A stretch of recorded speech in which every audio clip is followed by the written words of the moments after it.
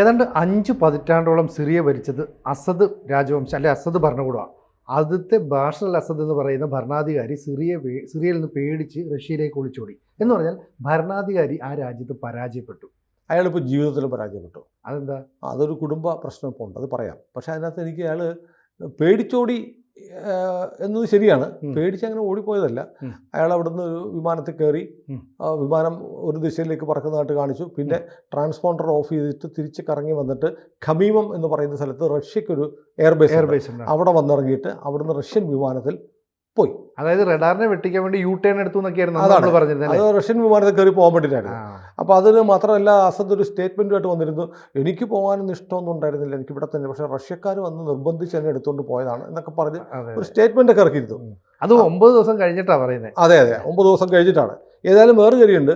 Syria എക്കാലത്തും പുടിൻ്റെ ഒരു വലം കൈയായിട്ട് നിന്നൊരു രാജ്യമാണ്. പുടിൻ്റെ ഒരു വിശ്വസ്ത കിങ്കറിനെ പോലെ നിന്നപ്പോൾ പുടിൻ തിരിച്ച് സഹായിച്ചു, തിരിച്ചു കൊണ്ടുപോയി. പക്ഷേ ഇതിനകത്തൊരു വലിയ തമാശ എന്ന് പറഞ്ഞാൽ, ഈ 2000-ലാണ് ഇയാൾ UK നിന്ന്, ലണ്ടനിൽ നിന്ന് അസദ് സിറിയയിലേക്ക് തിരിച്ചു വരുന്നത്. തിരിച്ചു വരുന്നത്. ഇയാളുടെ പിതാവായിരുന്നല്ലോ അവിടെ ഭരിച്ചു. അയാളുടെ സഹോദരനെ അടുത്ത അനന്തരാവകാശിയാക്കാനായിരുന്നു സഹോദരൻ. അയാൾ ആക്സിഡന്റിൽ കൊല്ലപ്പെട്ടപ്പോഴത്തേക്ക് ഇനിയിപ്പം പുള്ളിക്ക് വയസ്സായി, ഇനി ആരെ ഏൽപ്പിക്കുക എന്നാൽ പിന്നെ ഒഫ്താൽമോളജി കണ്ണ് ഡോക്ടറായിരുന്ന മകനെ തിരിച്ചു വരുന്നു. ഈ സമയത്ത് കണ്ണ് ഡോക്ടറായിരുന്ന ബാഷർ അൽ അസദിന് അവിടെ ഒരു കാമുകയുണ്ടായിരുന്നു, അസ്മ. അസ്മയെ സംബന്ധിച്ച് അസ്മ ബ്രിട്ടീഷ് പൗരയാണ്. അവിടെ ജനിച്ചു, അവിടെ പഠിച്ചു, അവിടെ ജീവിച്ചു. എനിക്ക് തോന്നുന്നു അവരും ഡോക്ടറാണോ എന്ന് എനിക്ക് സംശയമുണ്ട്, ക്രോസ് ചെക്ക് ചെയ്യണം. ഏതായാലും അവർ തമ്മിൽ ഇഷ്ടത്തിലായി. അപ്പോൾ അവർ നോക്കുമ്പോൾ സിറിയ എന്ന് പറയുന്ന രാജ്യത്തിൻ്റെ പ്രസിഡൻറ്റിൻ്റെ കാമുകയാണ്. അപ്പോൾ ഇവർ കൂടെ അങ്ങോട്ട് പോയി. കൂടെ ചെന്ന് കഴിഞ്ഞപ്പോൾ ഇവർക്ക് സിറിയൻ പൗരത്വം അസദാണല്ലോ കൊടുക്കുന്നത്, സിറിയൻ പൗരത്വം കൊടുത്തു. അപ്പോൾ ഡ്യുവൽ സിറ്റിസൺഷിപ്പ് UK അംഗീകരിച്ചിട്ടുണ്ട്. ഒരേ സമയത്ത് UK-യിലും സിറിയയിലും പൗരത്വമുണ്ട്. അങ്ങനെ അവർ കഴിഞ്ഞ 24 വർഷമായി അവിടെ കഴിഞ്ഞു. 25 വയസ്സിലായിരുന്നു ഇവിടെ കല്യാണവും സിറിയയിലേക്കുള്ള പോക്കും. അങ്ങനെ 25 വർഷം, ഇപ്പോൾ 49 വയസ്സ്. അപ്പോൾ ഇവിടെ കഴിയുമ്പോൾ ഇപ്പോഴത്തെ അവസ്ഥ എന്താ? അവർക്ക് രാജ്യം പോയി. അതെ. അപ്പോൾ സിറിയ പോലെയുള്ള ഇസ്ലാമിക രാജ്യമാണെങ്കിൽ പോലും അവർക്ക് UK-യിൽ ലണ്ടനിൽ ജനിച്ച് വളർന്ന് പഠിച്ച് വന്ന ഒരാളെന്ന് പറഞ്ഞാൽ എല്ലാ സ്വാതന്ത്ര്യവും അനുഭവിച്ചു വന്നൊരു സ്ത്രീയാണ്. മോഡേൺ സ്ത്രീയാണ്. അവർക്ക് സിറിയയിൽ വരുമ്പോൾ സിറിയ ഒരു ഇസ്ലാമിക രാജ്യമാണ്. എന്നാൽ പോലും ആ ഇസ്ലാമിക രാജ്യത്തെ ഭരണാധികാരിയുടെ ഭാര്യയായിട്ടിരിക്കുക എന്ന് പറഞ്ഞാൽ ഒരു ക്രെഡിറ്റും വെയിറ്റും ലക്ഷൂറിയസ് ലൈഫുമാണ്. അതുകൊണ്ട് അവർ ബ്രിട്ടനിൽ കിട്ടിയിരുന്ന സ്വാതന്ത്ര്യമൊന്നും ഇല്ലെങ്കിൽ പോലും ഇവിടെ സുഖമായി 4 നൂറ്റാണ്ട് 24 വർഷം ജീവിച്ചു. പക്ഷെ ഇപ്പോൾ അവരുടെ അവസ്ഥ എന്താണ്? രാജ്യം പോയി, ഇനി സിറിയയിലേക്ക് തിരിച്ചു പോകാൻ പറ്റില്ല. സിറിയയിൽ പോയാൽ അവർ കൊല്ലും. അപ്പോൾ റഷ്യയിൽ അഭയാർത്ഥിയായി. ഇനിയിപ്പോൾ പുടിൻ്റെ ദയാവായ്പിന് വിധേയമായി വേണം കഴിയാൻ. അവിടെ മോസ്കോയിൽ പൗരത്വവും ഇല്ല. അപ്പോൾ അവിടെ ഈ പറഞ്ഞ പോലെ ഒരുപാട് റെസ്ട്രിക്ഷൻസ് വരും. അപ്പോൾ അതുകൊണ്ട് അവരെ സംബന്ധിച്ച് വീണ്ടും ഒരു കൂട്ടിലടക്കപ്പെട്ടതുപോലെ. മാത്രമല്ല, ഈ പുറത്തിറങ്ങി നടക്കുന്നതിനൊക്കെ പഴയ പോലെ പറ്റത്തില്ല.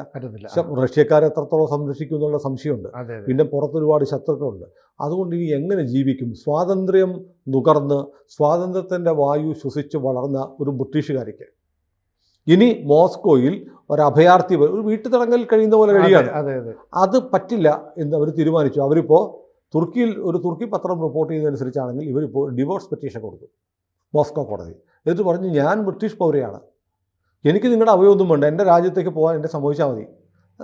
ശരിയാണ്. അഭയം കൊടുക്കുന്ന ആർക്കാണ്? അസദിനാണ്, അല്ലേ? പൊളിറ്റിക്കൽ അസൈലം, രാഷ്ട്രീയ അഭയം സിറിയയുടെ ഭരണാധികാരിക്കാണ് വേണ്ടത്. സിറിയയിലെ ഭരണാധികാരി എന്തുകൊണ്ട് എടുത്ത്? സിറിയയിലുള്ള പൈസ മുഴുവൻ എടുത്ത് റഷ്യയെ കൊണ്ട് കൊടുത്തോണ്ടല്ലേ? അതുമാത്രമല്ല, സിറിയയിലെ ഭരണാധികാരിക്ക് സിറിയയിൽ ജീവിക്കാൻ നിവൃത്തിയില്ല. അവിടെ ഭരണമാറ്റം ഉണ്ടായി. ഇനി അവിടെ നിന്നാൽ അയാൾ കൊല്ലപ്പെടും. അപ്പോൾ ഭരണാധികാരി ആയിരിക്കെ റഷ്യയെ ഒരുപാട് സഹായിച്ച ആളാണ്, അല്ലെങ്കിൽ റഷ്യയുടെ ഇഷ്ടങ്ങൾ ആ മേഖലയിൽ നടപ്പാക്കിയ ആളാണ്. അതുകൊണ്ട് റഷ്യ രാഷ്ട്രീയ അഭയം കൊടുത്തു. പക്ഷെ ഭരണാധികാരിക്കാണ്. അപ്പോൾ ഭരണാധികാരിയുടെ ഭാര്യയായി പോയതുകൊണ്ട് പുടിൻ നിങ്ങളുടെ ഭിക്ഷ എനിക്ക് വേണ്ട. പിന്നെ നിങ്ങൾ നോക്കുന്നത് ഇയാളുമായിട്ട് ഞാൻ ബന്ധമുണ്ട്, ഇയാളുടെ ഭാര്യയാണെന്നല്ലേ, എനിക്ക് ഈ ഭർത്താവിനെ ഇനി വേണ്ട, ബന്ധം വേണ്ട. അപ്പോൾ അതിനുവേണ്ടി കോടതിയിൽ അപേക്ഷ കൊടുത്തു. ഞാൻ ഇയാളുമായിട്ട് ഇനി വിവാഹബന്ധം തുടരാൻ താല്പര്യപ്പെടുന്നില്ല, ഞാൻ ബ്രിട്ടീഷുകാരിയാണ്, എനിക്ക് എൻ്റെ നാട്ടിലേക്ക് തിരിച്ചു പോകണം, എന്നെ വിടണം എന്ന് കോടതി കേസ് കൊടുത്തിരിക്കുക. അതായത് ബ്രിട്ടീഷ് സിറ്റിസൺഷിപ്പ് ഉണ്ട് എനിക്ക്, ഞാൻ എൻ്റെ രാജ്യത്ത് പോയി എനിക്ക് ജീവിക്കാൻ വരെ. അത് മാത്രമല്ല, ഇതിനകത്തൊരു മനസ്സിലാവാത്തൊരു കാര്യം, നേരത്തെ സിനു പറഞ്ഞ പോലെ അവിടുത്തെ കാര്യങ്ങൾ സ്വത്തൊക്കെ കടത്തിക്കൊണ്ട് പോയി. അതിൻ്റെ കണക്കുണ്ട്. 270 കിലോ സ്വർണ്ണമാണ് കൊണ്ടുപോയത്. എത്ര വലിയ. പിന്നെ $2 ബില്യൺ. അതുകൂടാതെ മോസ്കോയിൽ ഈ റഷ്യയുമായിട്ട് നല്ല ബന്ധം ഉണ്ടായിരുന്ന സമയത്തൊക്കെ അസദ് പ്രോപ്പർട്ടീസ് വാങ്ങിച്ചിരുന്നു. 14 അപ്പാർട്ട്മെൻറ്റ്സ് ഉണ്ട് അയാൾക്ക് റഷ്യയിൽ മോസ്കോയിൽ തലസ്ഥാനത്ത്. അപ്പം ബിസിനസ് കൃത്യമായിട്ട് കച്ചവടം നന്നായിട്ട് നടപ്പാക്കിയിട്ടുണ്ട്. ഭാവി സുരക്ഷിതമാക്കി വെച്ചത് എന്തെങ്കിലും പറ്റിയാൽ മോസ്കോയ്ക്ക് പോകുക, അവിടെ ജീവിക്കാനുള്ള വക ഉണ്ടാക്കിയിരിക്കുന്നത്. പക്ഷേ ഇപ്പോൾ ഈ തുർക്കി പത്രം പറയുന്നതിനകത്ത് എന്തോ ഒരു ദുരൂഹതയുണ്ട്. കാരണം ഈ മോസ്കോ അല്ലെങ്കിൽ റഷ്യ ഇയാളുടെ ഈ സ്വത്തുകൾ ഫ്രീസ് ചെയ്തിരിക്കുക എന്ന് പറയുന്നു. ഈ പണവും ഈ സ്വർണമൊക്കെ ഇനി ഉപയോഗിക്കാൻ പറ്റാത്തവരെ അത് സൂക്ഷിച്ചിരിക്കുന്ന ബാങ്കുകളിൽ അത് ഫ്രീസ് ചെയ്തിരിക്കുക. അത് വേണേൽ രക്ഷയ്ക്ക് ചെയ്യാറില്ല. ഞങ്ങളുടെ ബാങ്കിലുള്ള സാധനം എന്ത് ചെയ്യണമെന്നുള്ളത് ഞങ്ങൾ തീരുമാനിച്ചാൽ മതി എന്ന് പറഞ്ഞാൽ ഇയാൾ അഭയാർത്ഥിയാണല്ലോ. അതൊരു മര്യാദയല്ല. ഇനിയിപ്പോൾ പുട്ടിൻ ആലോചിക്കുകയാണ്, ഇയാളെ കൊണ്ട് ഇനിയിപ്പോൾ നമുക്കെന്ത് കാര്യം, കൊണ്ടൊരു കാര്യം ചെയ്യാം. ഈ നമ്മുടെ ഈ രാജഭരണം അവസാനിപ്പിച്ചപ്പോൾ രാജാക്കന്മാർക്ക് പ്രിവ്യൂ പേഴ്സ് കൊടുത്തില്ല, അടുത്തുകൊണ്ട് കൊടുത്തില്ല. മാസം 100 രൂപ തുകയിൽ നിന്ന് തരാം, തനിക്ക് ജീവിച്ചാൽ പോരെ, തൻ്റെ ചികിത്സ ഞങ്ങൾ നോക്കിക്കോളാം, തനിക്ക് പോകാൻ ഒരു വണ്ടി തരാം, ജീവിക്കാൻ ഒരു വീട് തരാം, മാസം തോറും ഒരു പെൻഷൻ തന്നേക്കാം, ഇത്രയും കാശും തരാം, താൻ ഒറ്റയ്ക്ക് എന്ത് ചെയ്യാനാ, മക്കളുണ്ട് എന്നായിരിക്കാം. അതല്ലാന്നുണ്ടെങ്കിൽ തൽക്കാലം അത് ഫ്രീസ് ചെയ്തിരിക്കുന്ന ഒരുപക്ഷെ വേറെ ഒരു കാരണം കൊണ്ടായിരിക്കാം. കാരണം ഒരുപക്ഷെ ഇനി സിറിയ ചിലപ്പം മോസ്കോയുടെ ആവശ്യപ്പെടും, ഞങ്ങളുടെ നാട്ടിൽ നിന്ന് കൊണ്ടുപോയ സ്വത്തുക്കളാണ്, അത് തിരിച്ചു തരണം എന്ന് പറയുമ്പോൾ പുതിയ ഭരണകൂടം ആവശ്യപ്പെടാം. അപ്പോഴത്തേക്ക് പറയുമ്പോൾ ഞാൻ ഓൾറെഡി ഞങ്ങളത് ഫ്രീസ് ചെയ്തിരിക്കുക, അത് ഇവിടുത്തെ നിയമവിധേയമായി ഇവിടുത്തെ കോടതിയിൽ കേസാണ്. ഇപ്പോൾ നമ്മളിവിടുന്ന് ചില ആളുകളെ അല്ലെങ്കിൽ നമ്മൾ വേറെ ചില ആളുകളെയൊക്കെ ഇങ്ങോട്ട് ആവശ്യപ്പെടുമ്പോൾ, ഇപ്പം എന്താണ് ഇയാളെ ഒരു യാദവില്ലേ, റോ ഏജന്റ് ആണെന്ന് പറഞ്ഞ് അമേരിക്ക പറയുന്ന ഒരാൾ, യാദവിനെ കുറിച്ച് നമ്മൾ പറയുന്നത് എന്താ, നിങ്ങൾ ലുക്കൗട്ട് നോട്ടീസൊക്കെ പുറപ്പെടുവിച്ചിട്ടുണ്ട്, പക്ഷേ ഇവിടെ ഇന്ത്യയിലെ കോടതിയിൽ അയാൾ ശിക്ഷ പ്രതിയാണ്, കേസാണ്, ഇവിടുത്തെ ക്രിമിനൽ കേസ് പ്രതിയായതുകൊണ്ട് വിടാൻ പറ്റില്ല. അത് കഴിയാതെ ഇവിടെ വിചാരണ നടത്തി ഒന്നെങ്കിൽ അയാളെ വെറുതെ വിടണം, അല്ലെങ്കിൽ ശിക്ഷിക്കണം, ശിക്ഷിച്ചാൽ ഇവിടെ തടവ് ശിക്ഷ കിട്ടണം, ജയിലിൽ കിടക്കണം. വെറുതെ വിട്ട് കഴിഞ്ഞ അവസ്ഥ കേസെല്ലാം തീർത്താൽ വേണമെങ്കിൽ അപ്പം നോക്കാം. അപ്പോൾ ഒരു കേസിൽ അയാൾ ആളുകളെ തട്ടിക്കൊണ്ടുപോയി സ്വർണ്ണമാല മോഷ്ടിച്ചു എന്നൊക്കെയാണ് റോ ഏജന്റ് എന്ന് അമേരിക്ക പറയുന്ന യാദവിനെതിരെയുള്ള കേസ്. ഇനി അയാളെ താഴെ കോടതി ശിക്ഷിച്ചിരിക്കട്ടെ, അയാൾ ജില്ലാ കോടതി അപ്പീലിന് പോകില്ലോ, ഹൈക്കോടതി പോകില്ലോ, സുപ്രീം കോടതി പോകില്ലോ, എത്ര കാലം എടുക്കും?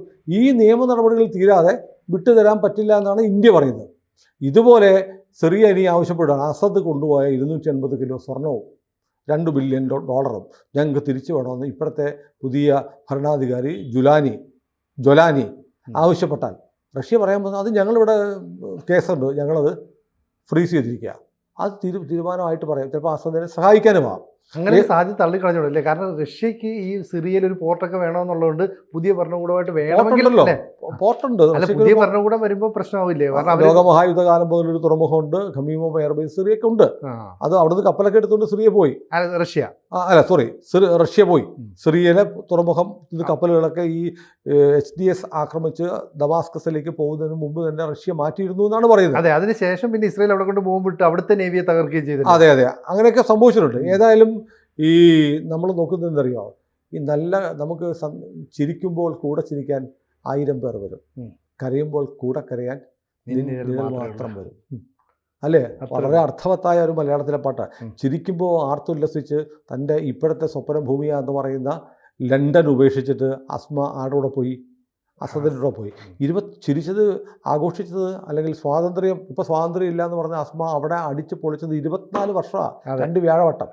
അവസാനം ഭർത്താവിന് ഒരു ദോഷം വന്നു, ഭർത്താവിൻ്റെ അധികാരം പോയി, അഭയാർത്ഥിയായപ്പോൾ പുള്ളിക്കാരിക്ക് എനിക്കിനി പറ്റില്ല, ഞാൻ എൻ്റെ നാട്ടിലേക്ക് പോകണം, ഞാൻ ബ്രിട്ടീഷ് പൗരയാണ് എന്ന് പറയുന്നു, ഡിവോഴ്സ് വേണമെന്ന് ആവശ്യപ്പെടുന്നു. അപ്പോൾ ഇത് പഴയ പാട്ട്. ഇനി അസദിന് ഇനിയിപ്പോൾ ഈ പാട്ട് കരച്ചിലിൻ്റെ കാലമാണ്, കൂടെ കരയാൻ അസദിൻ്റെ നിഴൽ മാത്രം എന്ന് പറയുന്ന അവസ്ഥയിലേക്ക് കാര്യങ്ങൾ എത്തിയതാണ് തോന്നുന്നത്. അതെ, എന്തായാലും ഇപ്പം റഷ്യ ഇനി എടുക്കുന്ന നിലപാടുകൾ എന്താണെന്ന് നമുക്ക് വളരെ നിർണായകം. കാരണം എന്താ പറയുക, ഇപ്പം പുടിൻ ഭരണകൂടം പറയുന്നത് പുതിയ ഈ ജൊലാനിയെ ഞങ്ങൾ സഹായിക്കാം, ഞങ്ങൾ ഹെൽപ്പ് ചെയ്യാം, ഞങ്ങൾക്ക് പക്ഷേ അവിടെ നേരത്തെ ഉണ്ടായിരുന്ന പോലുള്ളൊരു സ്വാതന്ത്ര്യമൊക്കെ അനുവദിച്ച് തരണമെന്നുള്ളത്. പക്ഷേ ജൊലാനി പറയുന്നത് പണ്ടുണ്ടായിരുന്ന ഇറാനും റഷ്യയും കൂടെയാണ് ഞങ്ങളുടെ രാജ്യത്തെ തകർത്തത്, ഇനി ഈ 2 രാജ്യങ്ങൾക്കും ഞങ്ങളുടെ നാട്ടിൽ സ്ഥാനമില്ല, ഞങ്ങൾ ആ രീതിയിലാണ് മുന്നോട്ട് പോകുന്നതെന്ന് പറയുന്നത്. അപ്പോൾ ഈ പറയുന്ന സ്വത്തുക്കളിൽ ഒരു ഭാഗം ഞങ്ങളുടെ രാജ്യത്ത് നിന്ന് കൊണ്ടുപോയത് വിട്ടു തന്നാൽ, ഞങ്ങളുടെ രാഷ്ട്രത്തെ പുനർനിർമ്മിക്കാനൊക്കെ സഹായിച്ചാൽ ഒരു പക്ഷേ ഞങ്ങൾ നിങ്ങളോട് സഹകരിക്കാമെന്ന് പറഞ്ഞാൽ അതൊന്നും നടക്കുന്ന കാര്യമില്ല. കാരണം ജൊലാനിയുടെ കയ്യിൽ എന്തുണ്ട്? ആ ദമാസ്കസിന് ചുറ്റുമുള്ള ഇച്ചിരി ഭാഗമല്ലേ ഉള്ളൂ. ബാക്കി SDFൻ്റെ കയ്യിൽ, ഖുർദുകളുടെ കയ്യിൽ, ഒരു നല്ല ശതമാനം ഇസ്രായേലിൻ്റെ കയ്യിൽ. അങ്ങനെ പോയിട്ട് ജൊലാനി ഒരു മുനിസിപ്പൽ കോർപ്പറേഷൻ പോലത്തെ പ്രദേശമാണ് ഭരിക്കുന്നത്. തലസ്ഥാനം അയാളുടെ കയ്യിലാണ് എന്ന് മാത്രമേ ഉള്ളൂ. നാളെ ഇപ്പോൾ ദമാസ്കസിലേക്ക് ഇസ്രായേൽ കയറി എന്ത് പറ്റും? ഇസ്രായേലിൻ്റെ ദമാസ്കസിനോട് വൈകാരികമായ ഒരു അടുപ്പമുണ്ട്. അവരുടെ ഏറ്റവും വലിയ ഹീറോ ആയ ഏലി കോഹൻ ഉണ്ടല്ലോ, ഉം. ഏറ്റവും വലിയ ചാരൻ, ഉം. അവർ എത്ര കാലം അവിടെ കഴിഞ്ഞു. അവസാനം സിറിയയിൽ കോഹൻ മന്ത്രിയാവുന്ന ഘട്ടം വരെ എത്തി.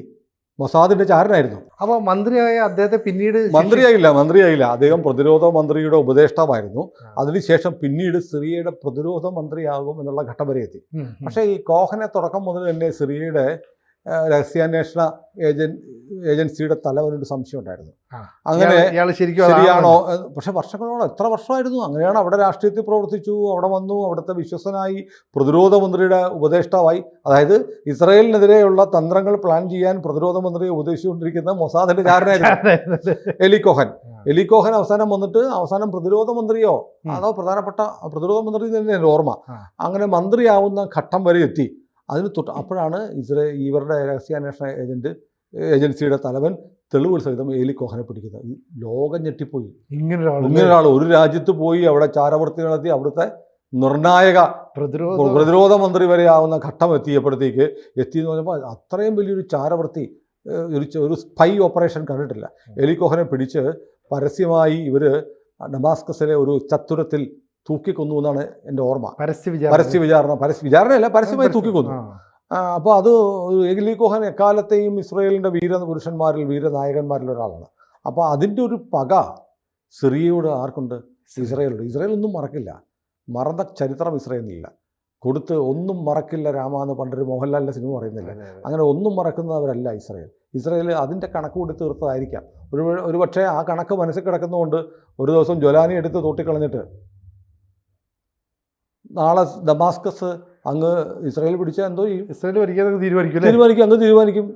ബാക്കിയുള്ള കഷ്ണമൊക്കെ നിങ്ങളെടുത്ത്, ഞങ്ങൾ ഇത്രയും എടുത്തു. ലോകത്ത് ഈ രാജ്യങ്ങൾ പങ്കുവെച്ചും വീതം വെച്ചും എടുത്ത ചരിത്രം എല്ലാവർക്കും ഉണ്ട്. ഈ ബ്രിട്ടീഷുകാർ ഇന്ത്യയോട് ചെയ്തില്ലേ? ഇന്ത്യയും പാകിസ്ഥാനും ആക്കി. കൊറിയ ചെയ്തില്ലേ? 2 ആയില്ലേ? ജർമ്മനി 2 ആയില്ലേ? എന്ന് പറയുന്ന പോലെ ഒരു പക്ഷേ ഇസ്രായേൽ ദമാസ്കസിലേക്ക് എലി കോഹൻ്റെ സ്മരണകൾ വരുമ്പോൾ ദമാസ്കസ് ഞങ്ങളുടെ കൂടെ വേണമെന്ന് ഇസ്രായേൽ തീരുമാനിച്ചൊന്നും പറയാനില്ല. പക്ഷേ ഇങ്ങനെ പറയുന്ന പോലെ, നേരത്തെ പറഞ്ഞ പോലെ, ഞാൻ വീണ്ടും ആ പാട്ടാ ഓർക്കുന്നത്, ചിരിക്കുമ്പോൾ 1000 പേർ കൂടെ വരും, കരയുമ്പോൾ നിഴൽ മാത്രം കൂടെ വരുമെന്ന് അസദ് ഓർക്കണമെന്ന് പറയാൻ കാരണം അത്ര നീചമായി ഒരു ജനതയെ പീഡിപ്പിച്ച ഒരു ഭരണാധികാരിയായിരുന്നു അസദ്.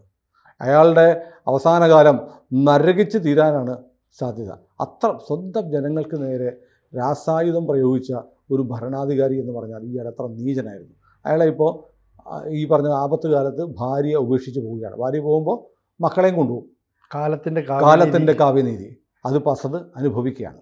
കൂടുതൽ വാർത്തകളും വിശേഷങ്ങളും നിങ്ങളിലേക്ക് എത്താൻ ABC മലയാളം സബ്സ്ക്രൈബ് ചെയ്യുക, ബെൽ ബട്ടണും അമർത്തുക.